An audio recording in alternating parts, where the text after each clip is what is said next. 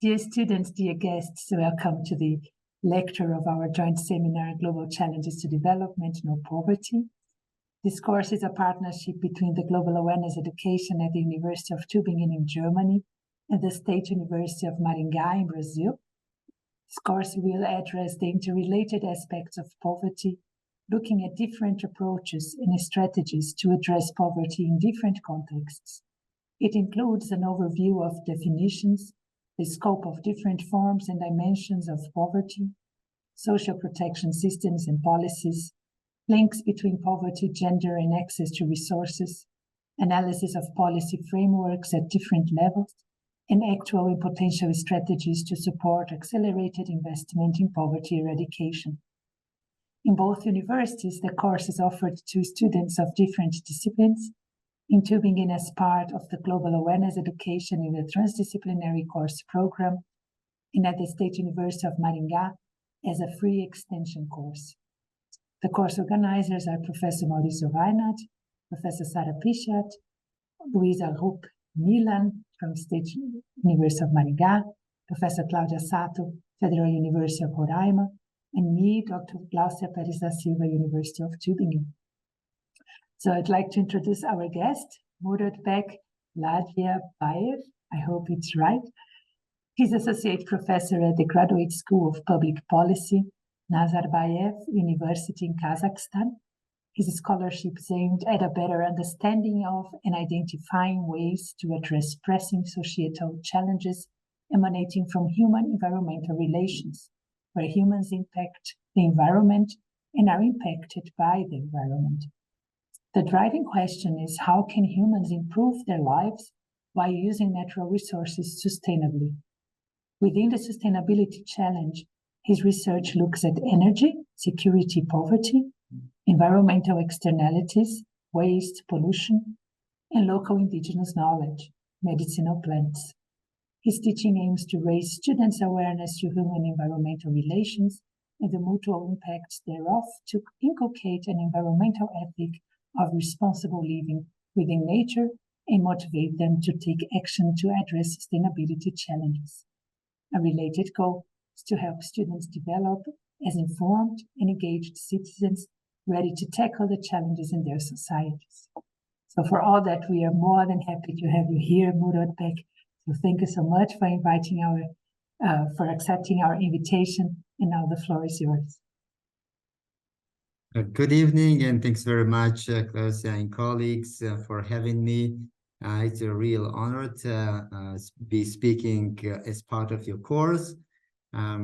This topic that I will be talking about is on energy poverty, and I'm going to go straight into this to proceed with the time.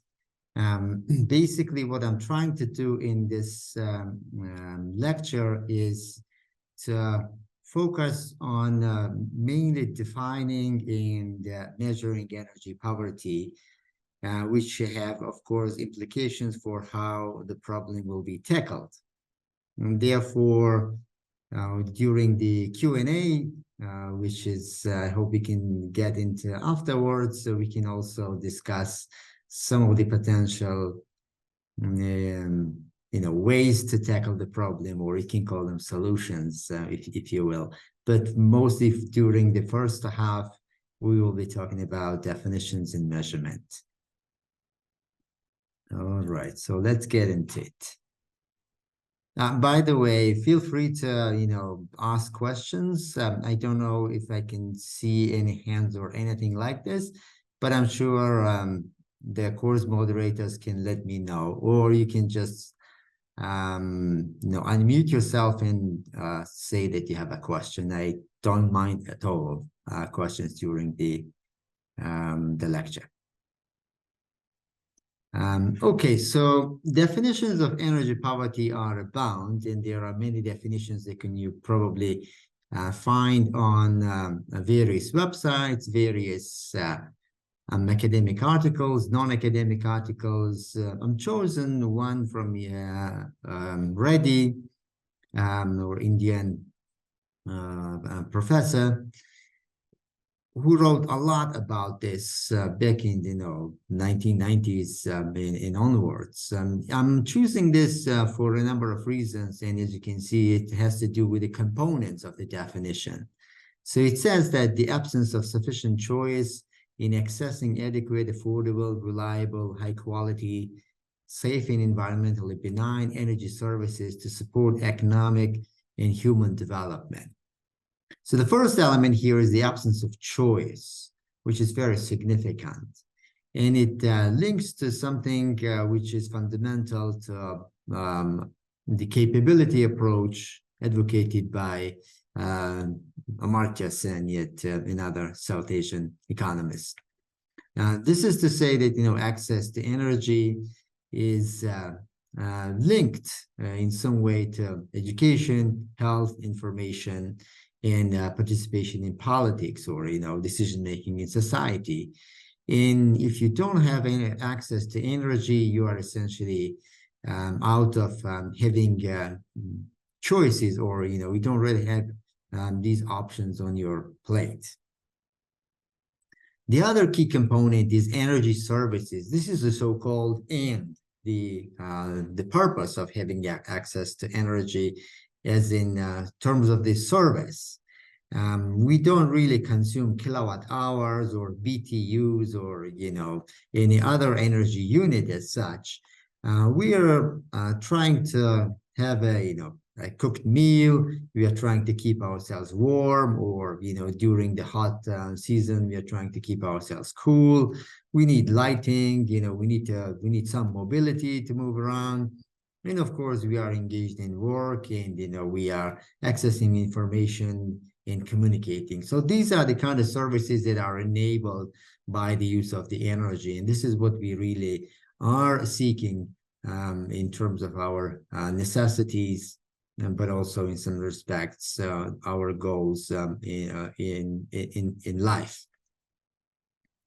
The other components have to do with the qualities of such access in energy. Adequate means that, it has to be somehow, you could say, enough, or, enough in a sense that it is suitable in some geographical characteristics, having to do with the knowledge base of, how we are able to operate that particular energy technology, a solar cooker, or, versus some sort of a small hydropower plant that can be technically more advanced, or a simple gas stove at home. And also, not least, is the culture of the area, because quite often energy use is related to how people live, or their way of life.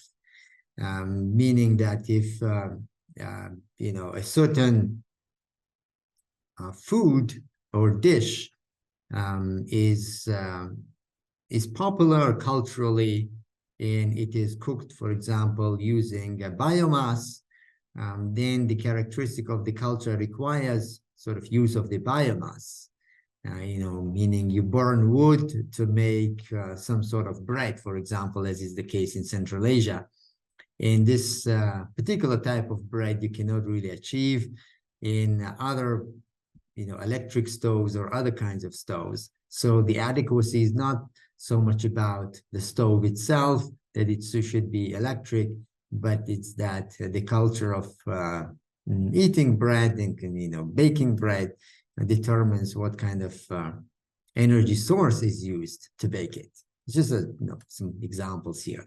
Affordable, I guess, makes sense. It has to be as cheap as possible compared to other alternatives. Reliable also makes sense, that it doesn't break, and we have continuous service.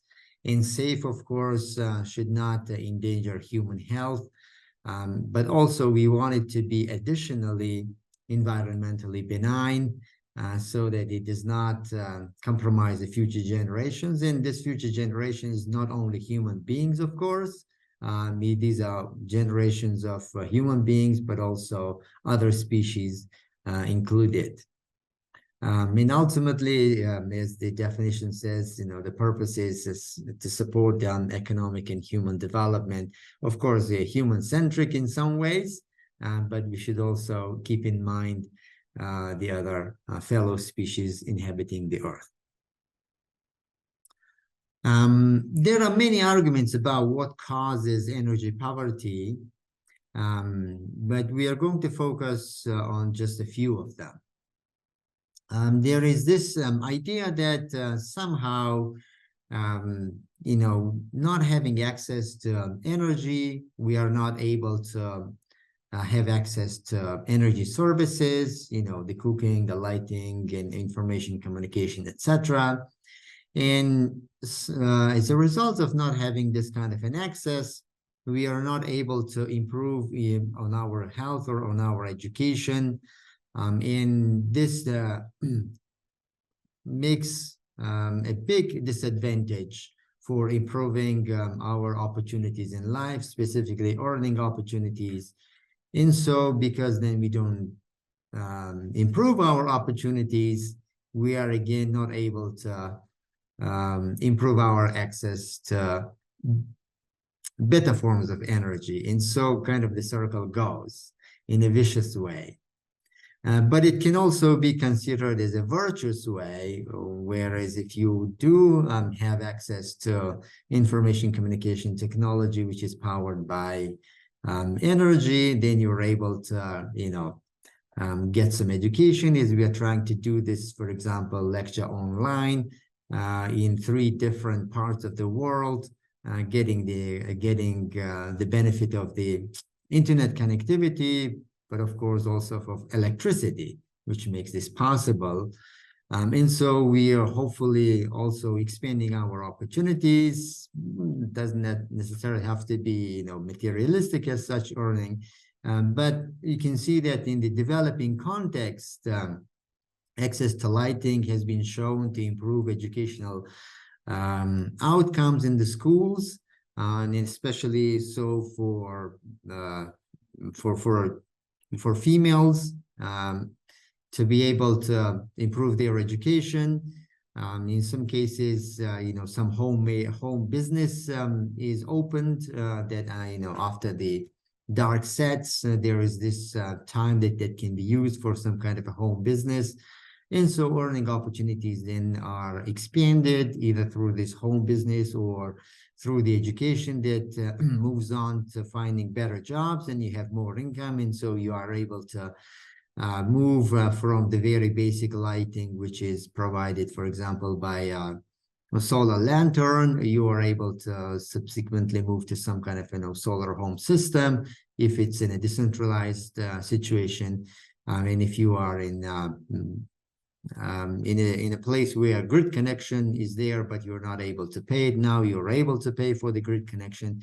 And so the virtuous circle sets in. And so this is kind of the idea.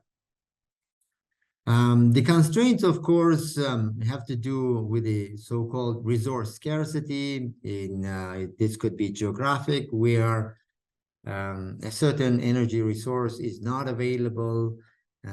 For example, there may be a lot of access to wood, but not a lot of access to the electricity, whether it is the grid is not there, or there's no hydropower possibility, or there's no technology, or something else is preventing it. The inadequate public or private provision is also there. I mean, grid is a classic example that if neither public nor private companies are able to extend the grid to the marginalized and usually remote areas, then that is one of the reasons for energy poverty. There's also the issue of the lack of local control, where for example, there could be a big hydropower station built and it produces lots of electricity, but it goes mostly to the big cities or to some big industry, or even exported to another country, whereby you don't really have, control. I think the most recent example was about the liquefied natural gas, LNG stations, somewhere off the coast of Mozambique that are for export, but people living around, they don't even have access to electricity or natural gas as such. There are other examples in the world too. Last but not the least, in this particular slide is what I call household decisions on energy use. And this is something that we will be discussing, I guess, later on about what kind of choices people make and where do those choices come from. I just earlier mentioned about the example of culture and bread baking, which is, of course, something that is culturally significant, but at the same time, it may also serve as a barrier for moving to cleaner technologies that do not jeopardize people's health. Because as we know, burning wood, especially, or coal or other kinds of solid fuels in inefficient or unprotected stoves emits smoke, which is known as indoor air pollution, and it is quite dangerous for health. Of course, as I mentioned, there are many other causes, but we are going to restrict ourselves to these for today. Now, turning to measurement, there have been many attempts to measure energy poverty, and partly it depends on the definition. Some colleagues try to put these different types of measurement in three buckets: the technological bucket, the physical bucket, and the economic bucket. Let's look at these individually. The technological threshold looks at the measurement in terms of the following. One is the so-called access to modern energy services, whether you have access to some technology. For example, do you have access to kerosene or gas or electricity or any particular technology of, I don't know, improved cook stove, for example. The other is moving away from biomass towards electricity. If you are aware of the so-called energy ladder, that you move on up the ladder from the least efficient, higher efficient. And then it's basically counting the number of people without access. So that's very straightforward, number of the people. As far as the physical threshold is concerned, this is with regards to the energy consumption. And here the scholars are trying to identify these kinds of very basic minimums where your necessities are met.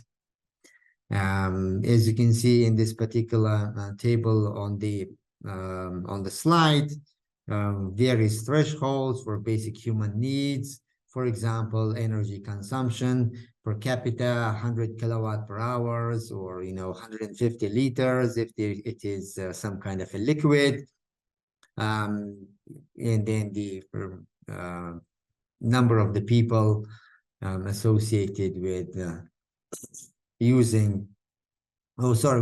falling below that threshold. Gradually, it is compared with productive uses in the so-called modern society in European Union, United States, just to give some comparisons and be able to show what this basic physical threshold means. Economic threshold is a little bit different. It looks at the maximum percentage of income for energy spending, meaning that, what percent of your income you spend on a certain, energy source. Example here is from the UK, 10% of the income, and then you count the number of the people, rather in this case, the number of the homes that are falling below that, meaning that more than 10% of they spend more than 10% of their income. Therefore, they will be categorized as energy poverty, or if as they prefer it, fuel poverty. There are, of course, many problems with these measurements. The technological threshold only looks at these so-called, people having access or not having access, quite binary in that sense.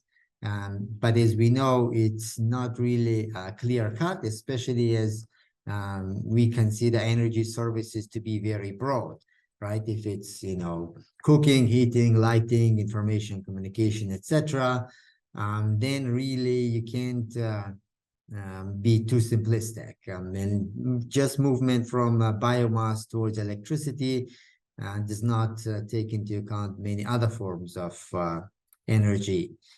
For example, we can compare it right away with the economic threshold here in the UK, that of course in the UK, people are connected to electricity grids and, they have access to all kinds of modern energy services, but they are still energy poor because, it's a different way of measuring it through the income.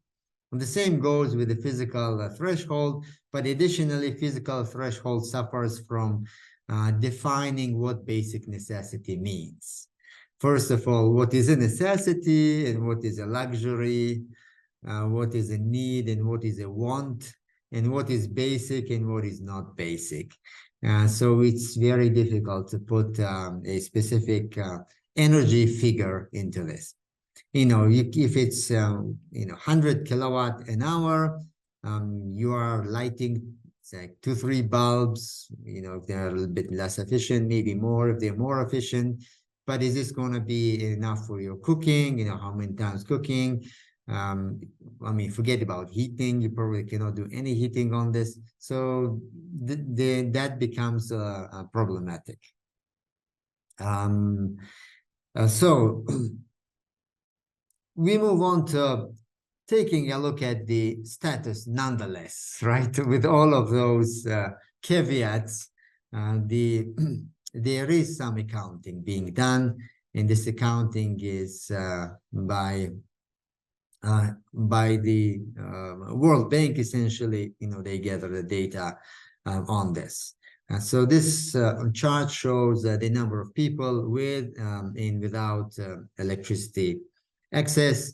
We can see this bluish color having access and the reddish color not having access. So overall, 900 million people in 2016 did not have access to electricity. It's, of course, down from 1.5 billion, and it is reduced further. But we know that during the pandemic, the number have also increased. I don't have the current data for it right now, a little bit. In terms of the geography, this figure shows that most of the countries in sub-Saharan Africa are categorized as being, energy poverty or not having access to electricity in this particular graph, as we can see. There are some others around the world too, North Korea, New Guinea, Papua New Guinea, and others. But mostly we can see it's in sub-Saharan Africa. In some of the South Asian, Afghanistan, I guess, in Southeast Asian countries. Okay. So with regards to people, not having access to electricity, this figure just shows the regional numbers. It's essentially the same data that we've seen a little bit earlier. now in terms of where they occur. So you can see that in sub-Saharan Africa, the overall share of the population actually increased. This is partly to do with population growth, but not really making energy more available for the increasing population growth. Whereas for South Asia, we see that it had declined substantially, and this has to do mostly with improving access to in India, also in Pakistan, and Sri Lanka as well. Not so much, of course, Afghanistan. Afghanistan still remains quite without electricity. And then the others, we can see that, gradually they have shrunk substantially in terms of providing more people with electricity.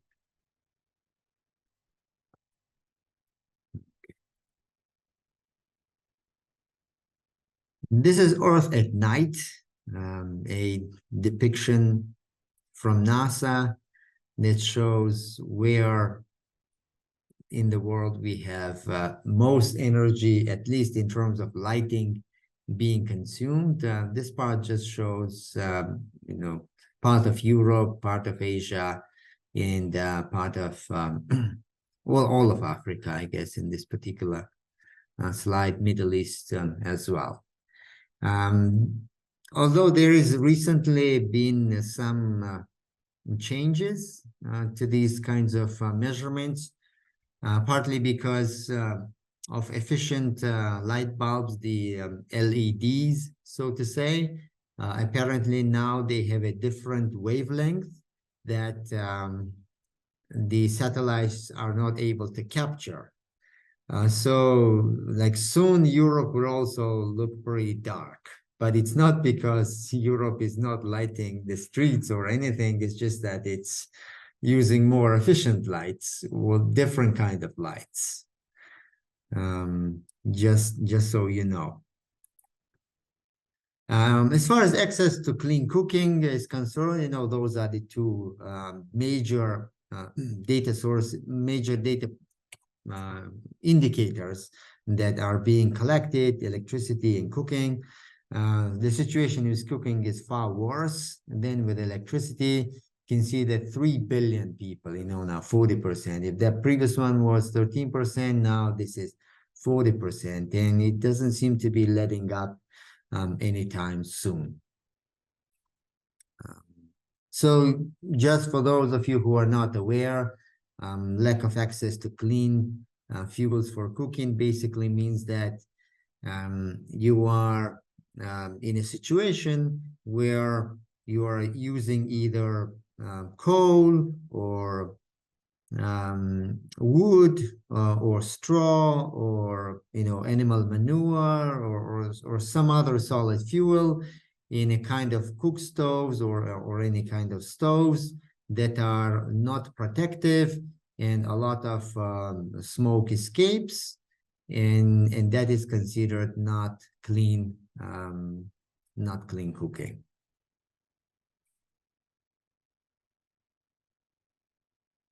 This is the picture for the world. We can see that now the situation here is a little bit more complicated as well, with South Asia and China showing darker colors, but this is of course also because there's more people live there, in terms of still using those 3-stone stoves, or chulas as they call them in India. Don't know what they call them in China, but China has made, of course, great improvements in lifting a lot of people out of poverty, including a massive transition to clean cook stoves that started in the 1980s and almost ran towards the end of the 20th century.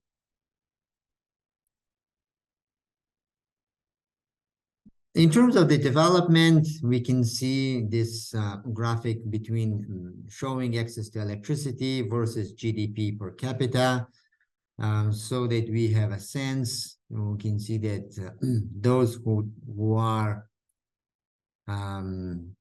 having less GDP, but they also have less access to electricity and vice versa. And again, the color shows the countries are mostly in the African continent. Here's again the picture for another picture for clean cooking fuels. A little bit more complicated, but overall the trend sort of stays the same. Okay.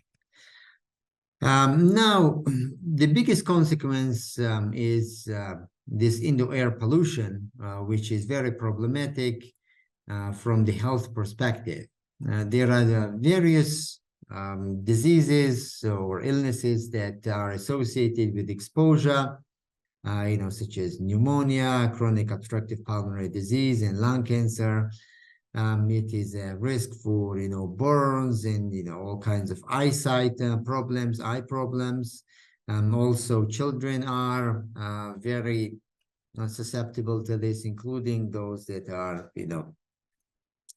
still being conceived. And there are various estimates on the number of people who die from exposure to indoor air pollution. Here are a couple of estimates here, but in the next slide, I'm going to show you the charts so you can see them visually.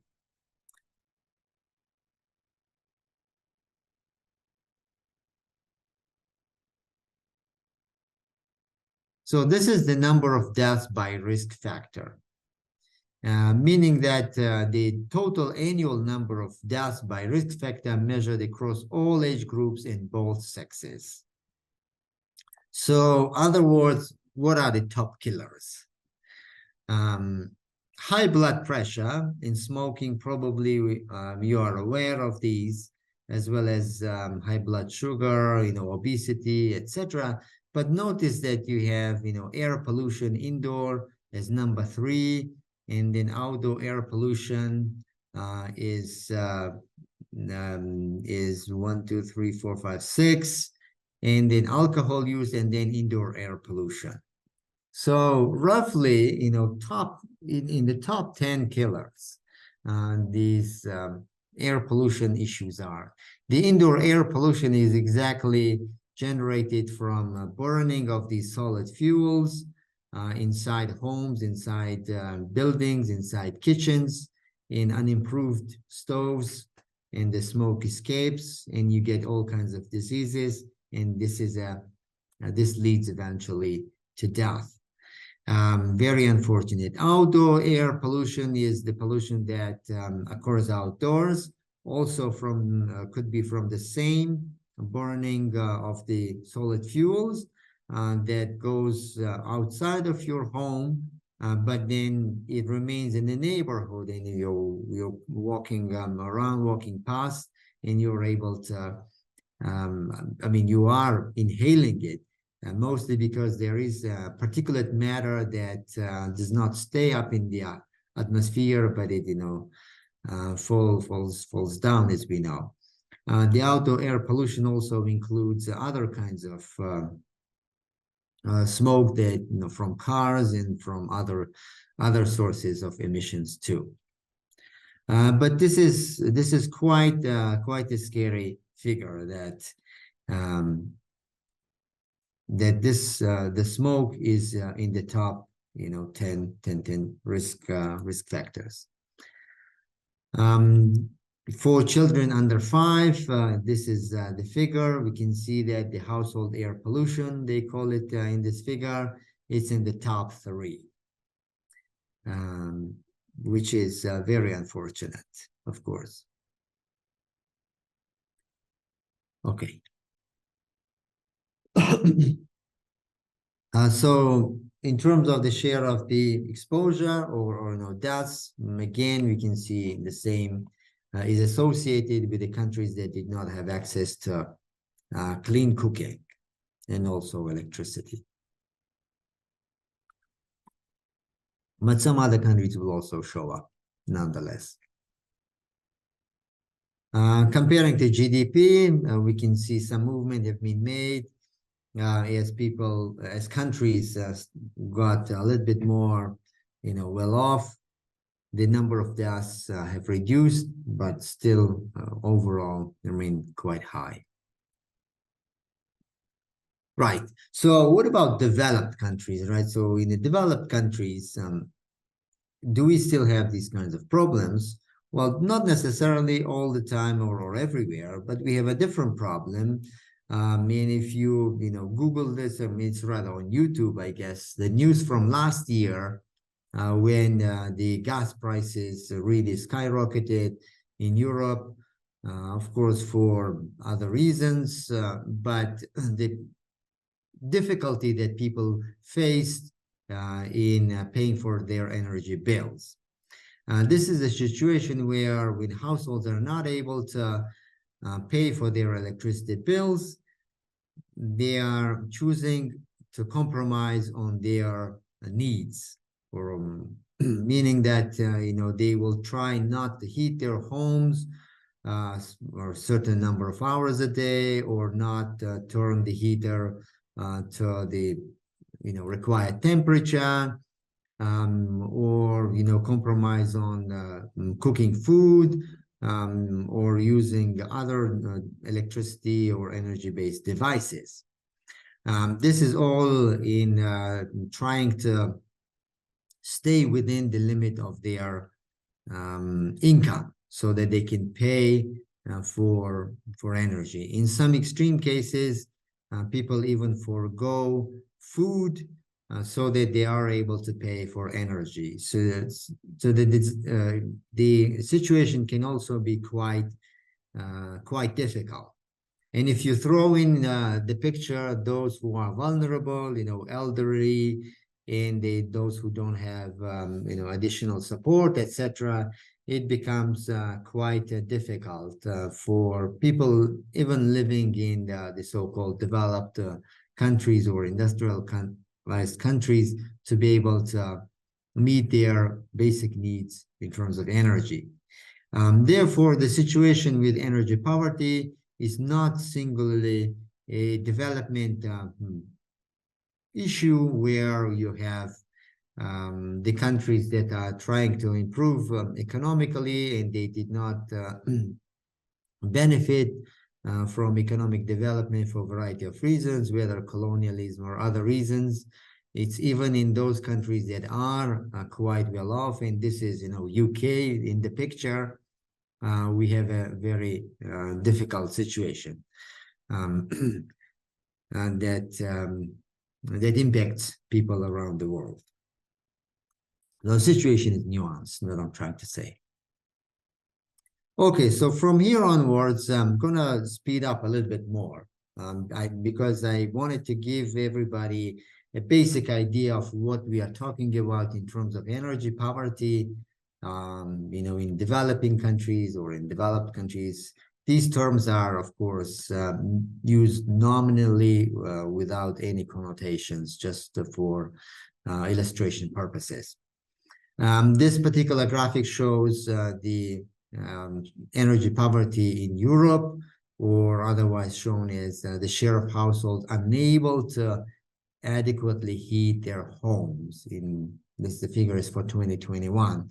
We can see different countries all the way up to 22-23% of homes in those darker and colored countries having difficulty heating to sufficient level. And the same can also be, a similar graph can be shown for cooling in the summertime, and it's also non-trivial. This is the picture from Ukraine, also last fall, when there was massive attacks on the Ukrainian energy infrastructure, and most of the country essentially went dark, as we can see from the space. So energy poverty can also happen as a result of conflicts and wars. Well, what do we do about this, right? So at the UN level, one of the goals, goal number 7, is devoted essentially to this, which says ensure access to affordable, reliable, and modern energy for all by 2030, including universal access to electricity and clean cooking. And then we have a greater share of renewables in the energy mix and a doubling of the rate of improvement of energy efficiency. Those two are more related towards, achieving our sustainability goals. And it says that we require connecting almost 100 million people per year, but the world is not on track to reach this goal. This is the assessment by IEA. The energy ladder that I mentioned earlier is about the movement from the so-called solid fuels to more advanced fuels, as we can put it this way. This figure tries to show that at a very low income, people are using more solid fuels, and as the income improves, gradually you start using other fuels, kerosene, gas, and as the income improves even further, you get access to electricity. This is the classic model of the energy ladder, but this has been also criticized for not really paying attention to the so-called stacking of energy, which means that people will use all of these different sources for different purposes. And even for technologies, different kinds of cook stoves can be used by the same household for different purposes.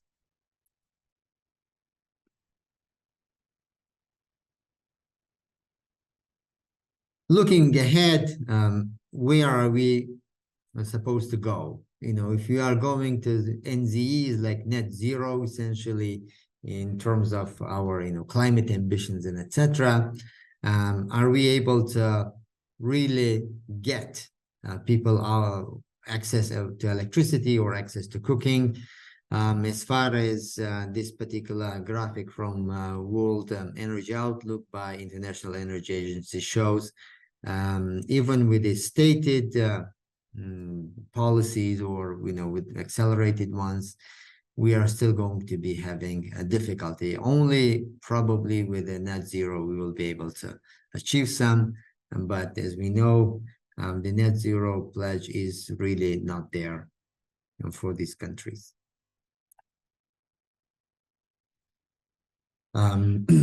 Let me share some insights from our research, but also research of other colleagues from Central Asia.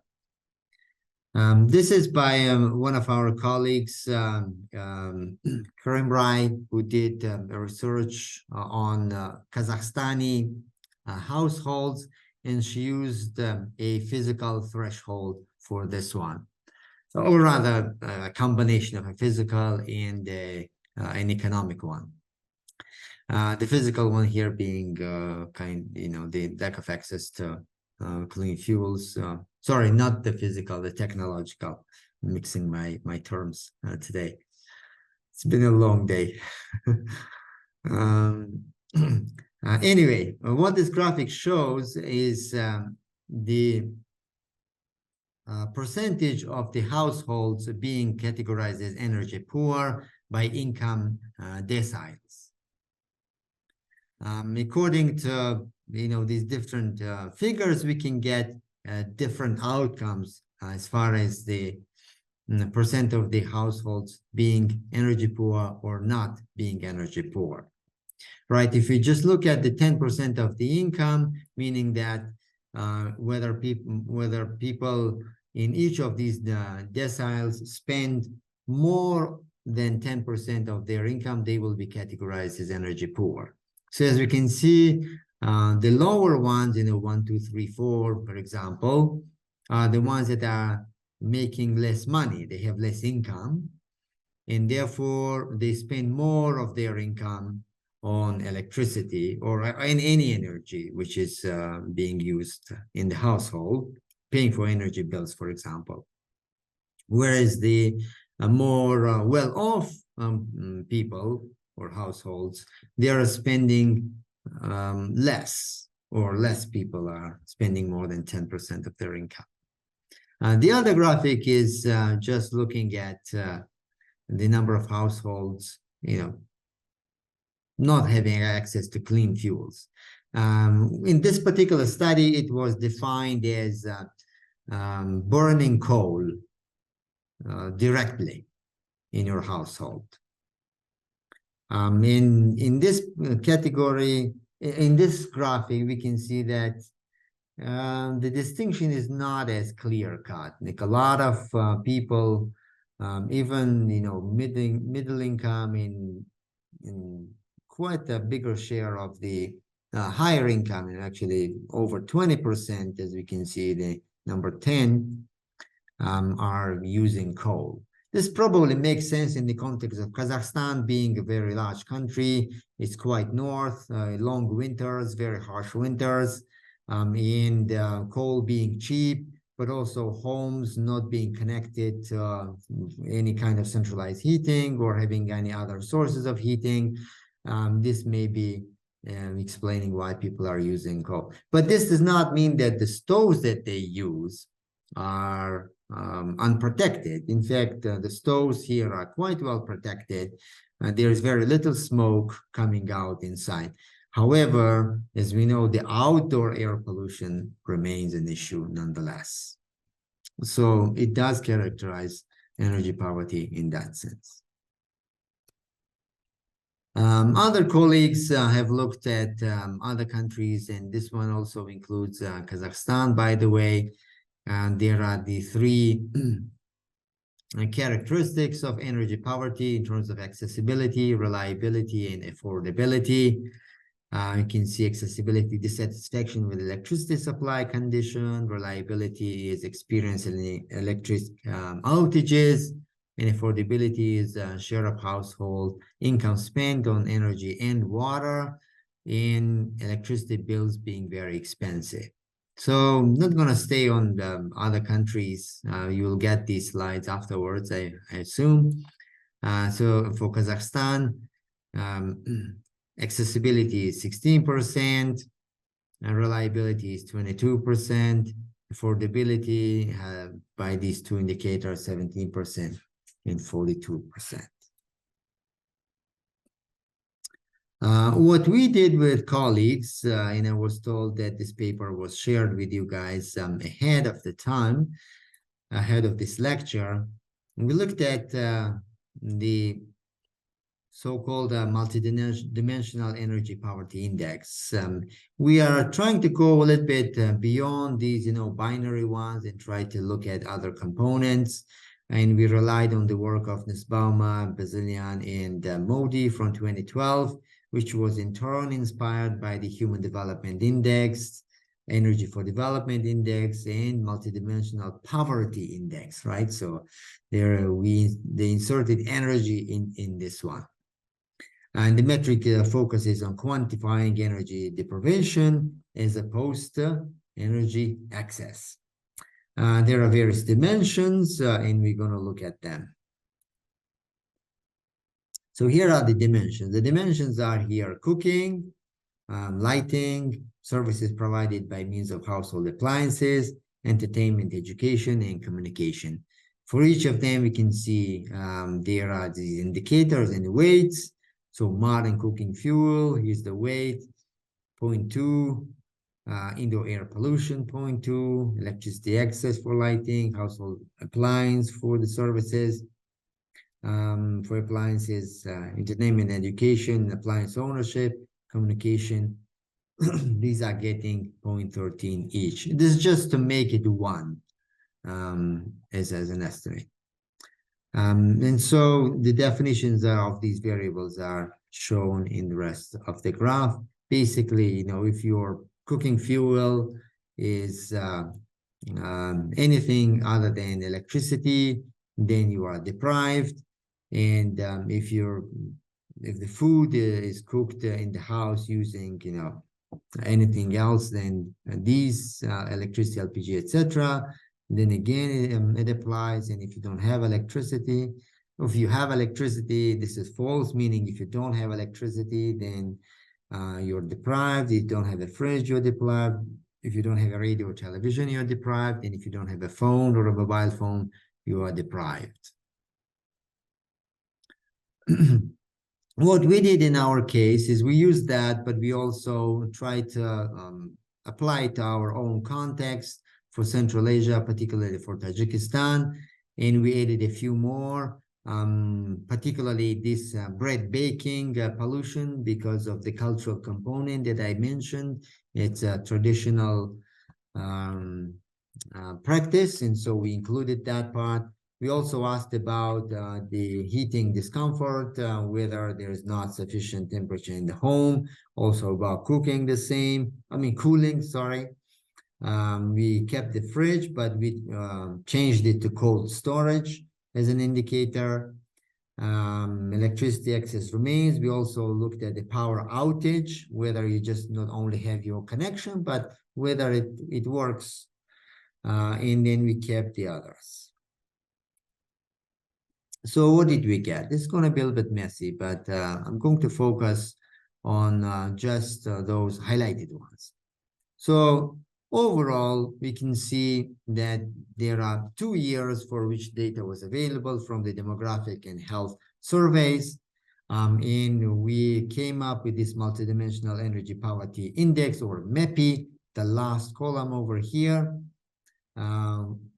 going from 0.07 to 0.03, meaning there's been some sort of improvement, if you can call it. So the higher the number, the higher the deprivation or poverty, if you can call it that way too. Now, this is for the entire country. Each of the different regions in Tajikistan has various levels, but we are going to look only at the Khatlon region, and the reason for that is that we also had another data set, separate data set for this particular region, just to compare against this international data set.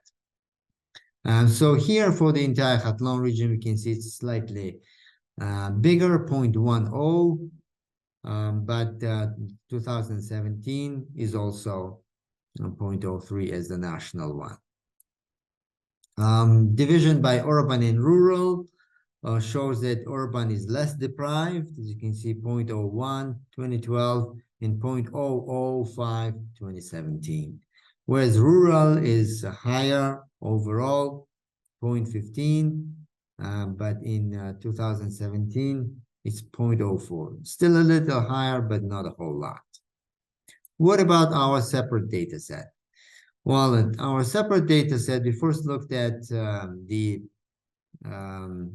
comparison of original framework by Nussbaumer, and it showed 0.61, which is like thoroughly, completely different. If you can go for a moment up to the previous one, we can see how staggering it is, right? Even if we take the biggest one here, which is 0.15, here we have 0.61. With our modified framework of, cooling, heating, etc., it moderates a little bit, goes down to 0.53. And we have some differentiation between those who are on the grid and who are off the grid. And naturally, you can see that off the grids are more deprived. With regards to these what do you call them? Districts, I guess districts in the region, it shows that there are some differentiations if you go even further geographically in smaller areas, where, for example, Baljuvon has a much higher level than all of the households combined or all the other households, whereas Hovaling, for example, is slightly better. But if you go with a modified framework, we can see again the same pattern emerging. All right, so what's the point of all of this? The point of all of this is that we do have these internationally available data sets, and they are giving us some picture of the energy poverty, which is one set of data set. And we're using the same framework, right? Use the same framework, apply it to one data set. And then we have another data set that was available. So we use this data set and apply the same framework. We get a very different picture. We modify the framework. We also see that it has some changes, but not quite drastically different. So overall, the model seems to be working. The framework seems to be working pretty well. The issue seems to be mostly with the data and how the data is collected, and whether this particular region is different. But we also looked at other regions. It was pretty consistent that the things had to do with the data set and how the questions are asked there. Here's another one very briefly about another country, which is Uzbekistan. It's much bigger, of course, and population-wise too, where we were involved with the International Labour Organization, and we were asked to come up with different measurements of energy poverty. So we developed a number of different measures, and one is just taking the 10% income. Then we looked at the multidimensional energy poverty. Then we looked at using only solid fuels. Then we looked at the 10% of the expenditure versus the income. Then we looked at all of those different variations of the low income and high cost that are being used with different variations on income, expenditure, etc. And then we use this something called minimum income standard, which is used in some other European countries. And here's what we got. I mean, we got a complete mess, as can be expected, because all of these are showing very different. Just for sake of illustration, you can see that the lowest is here 13%, meaning if you use this methodology, we will only show that only 13% of people are energy poor. But if we use this other one, which is number 8, it would say like 74% of the people, or rather, the population in the country are energy poor, and everything else is kind of in between. And the situation, as we can see, with income decile is even more dire, meaning that for number 6, from the middle income to high income, we will see more zeros, whereas for the number 8, model number 8, we can see that up to middle income even we have 100%, and then it sharply drops to 39, and then zeros for the high level. So some models are very, very, very unpredictable, very difficult. This is going at the region level. That was the country level. If you go to the region level, we can see that at the regional level, there is even bigger mess. I'm not expecting you guys to understand this graph at all. The point of illustration is that it's just a big mess as far as the indicator is concerned. So this was shared, of course, with the relevant authorities. I don't know what happened afterwards, but our recommendation was that if any energy poverty indicator is to be used, there's got to be a further study and scrutiny on these different methodologies, and it's probably going to be requiring a more focused study rather than a desk study, which we had. We were given some data by the relevant authorities, and we applied different models, but we made a recommendation that a thorough study should be done, likely with a focused data collection for the purposes of defining energy poverty. So in summary, I can conclude that energy poverty is a complex phenomenon. What you define and what you measure gives a different picture of energy poverty. I believe the acknowledgement of the problem is a must first step. As far as the second step is concerned, we need to look at context dependency and understanding that there are no silver bullet solutions, but we can learn from the experience of the others. Last but not the least is to develop the locally relevant solutions. So I stop here. Here are my context. This is me. I am weighing some dung cakes in a remote village for a study. So opening for questions. Yes, comments. Thank you.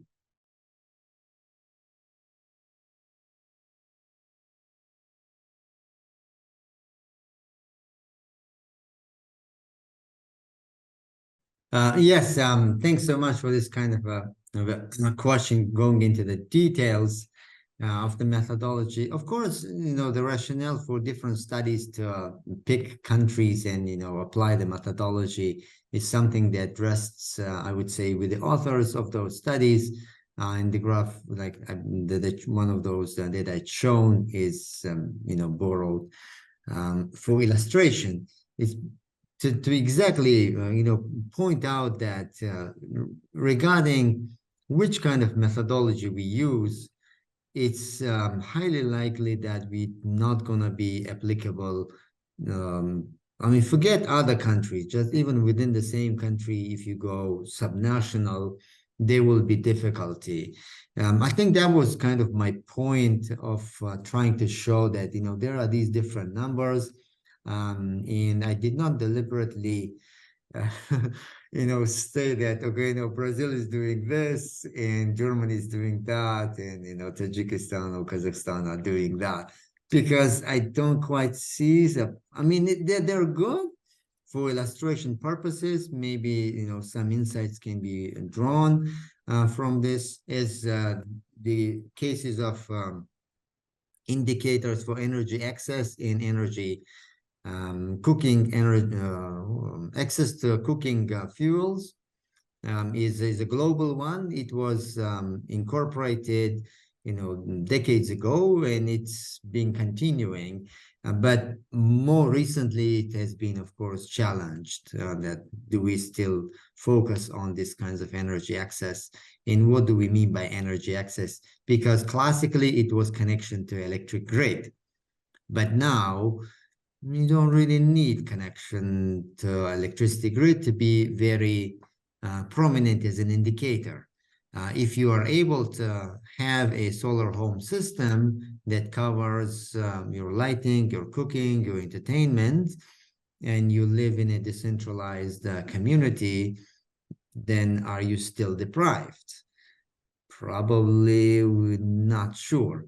So that is one side. On the other hand, just to try to answer a question maybe a little more head on, the expenditure on the share of your income that you spend on energy is not is something different than the total amount of energy that amount of money that you spend on energy.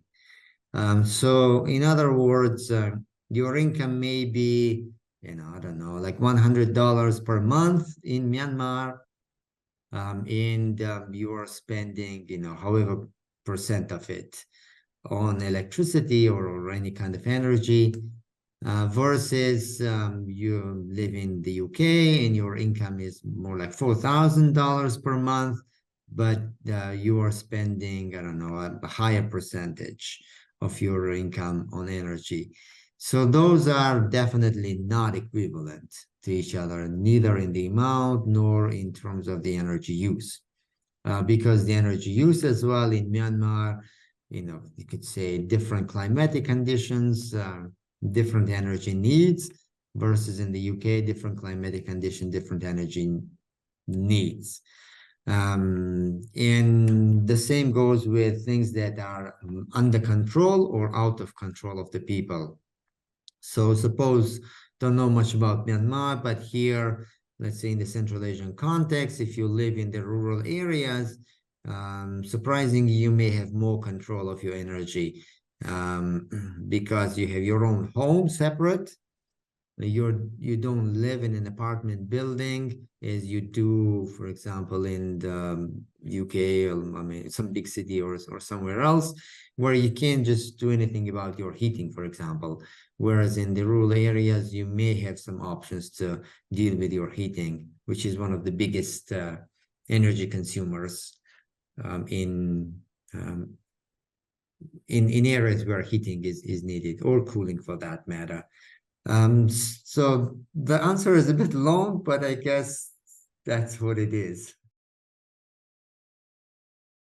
You can share like from individual experiences of things that you're wondering whether, you know, the situation of energy poverty or any kind of poverty that is related to energy. I don't know, with community level, personal level, other things that you've heard, you're not sure, we can have a discussion. I'm also curious to learn from you guys as well, what is going on out there in your part of the world.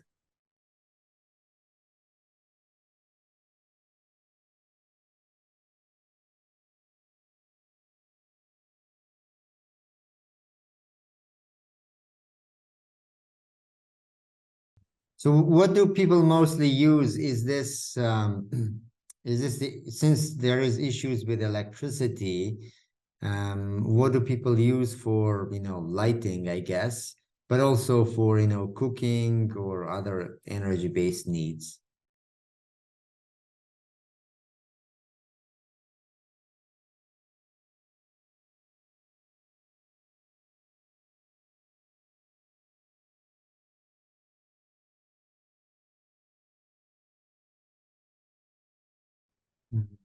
Yeah, I was wondering about this exactly, right? That, you know, if there are these kinds of situations, do people, you know, try to get something like solar system for themselves, you know, just for their own home, even if it's just for like a short period of time, or this is not really the case and you are having just to wait for the electricity to come? I'm also curious about the energy tariffs, like how much does it cost, right? How much electricity costs, not just, you know, a number, but in relation to affordability, I guess, because we are talking about energy poverty, right? Electricity, LPG, maybe transport fuel. I don't know what you guys use, petrol or something else. Whether those are affordable.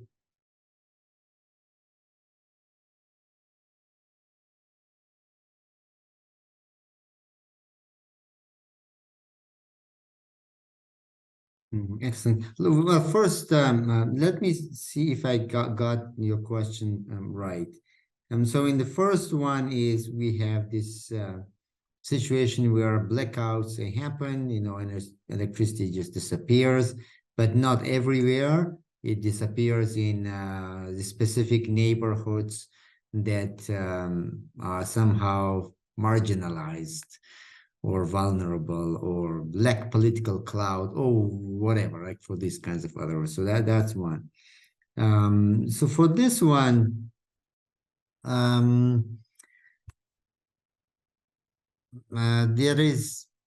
there's a lot actually written, not necessarily, I would say, you know, in energy power, using energy poverty as such, but there is, or even if you look at energy poverty and say who has access, who doesn't have access.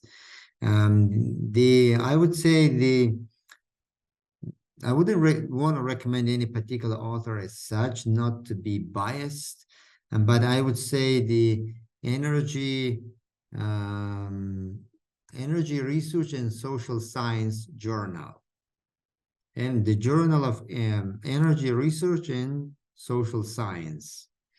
They do a pretty good job of the so-called justice, energy justice. They are using this particular framework to look at issues of energy poverty and all of these associated class, power, colonialism, you name it, right? The so-called critical methodology or critical views. They are doing a pretty good job of it. And it surfaces not only in these particular, situations, but it goes as broad as even the climate being characterized as an issue of the justice in how, who has more energy and who has less energy in development, all of these characteristics. There is quite some good papers on energy justice there.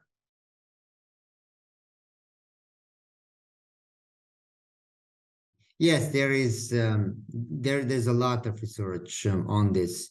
Again, the same journal does provide some in there, but I would encourage looking at World Bank as such for reports. They've done lots of reports showing the correlation between privatization of not only energy, but water and other public services. And their motivation, of course, is to improve efficiency and to improve governance and etc. And some of their results are actually showing quite positive. So that's why I'm recommending the energy justice to give you all of the criticism, but also World Bank to give you some positive that in some cases things actually do work when you move from the extremely corrupt, for example, public supply to a better managed private supply.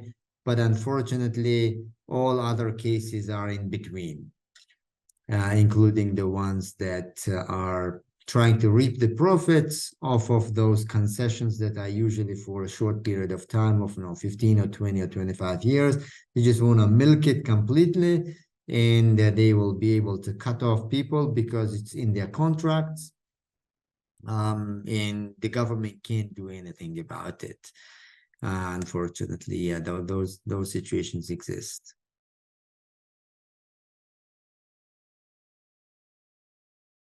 I wish I had that, and I would just go and say, do this, and we will get out of the energy poverty. I really wish, I really wish. But nonetheless, since, I am in the public policy school, I'm going to say that governance matters. Governance in a sense that depending on what kind of problems we face in the public sector, whether it is poverty or whether it is equality or whether it is justice or education or anything else, there are good examples of good governance that are available. And the good governance does matter for addressing energy poverty. The other comment that I'm going to make is that today we are facing a very unprecedented challenge of improving access to energy, which means we need to get more people access.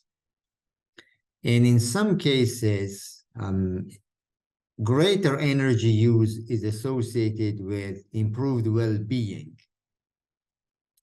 While on the other hand, we are faced with a climate crisis, which is again associated with greater use of energy. So more energy is good, but more energy is also bad in a sense that if we are using the let me just call them polluting energy sources, because not only are they harmful to the environment, but they're also harmful to us human beings. And with the use of greater use of these fossil fuels, especially that are associated with the climate change, we are in this very precarious dilemma. That we want to increase the energy use to improve the well-being, but now the question should be, what kind of energy we need to be using. We need to transition. We need to transition those countries that are right now looking to transition, looking to improve access to energy. I would say the obvious choice would be to look into the renewables and non-polluting energy sources to improve access, as opposed to looking traditionally to the countries that have used other pathways of improving energy access. Because if we move towards that direction of learning from their past experiences, then we are exacerbating our climate problem. So those 2 points, I think I'm going to use to close this contribution.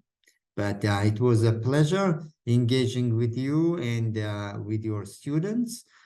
Feel free to reach out. My contacts are available, and I wish you great learning going forward.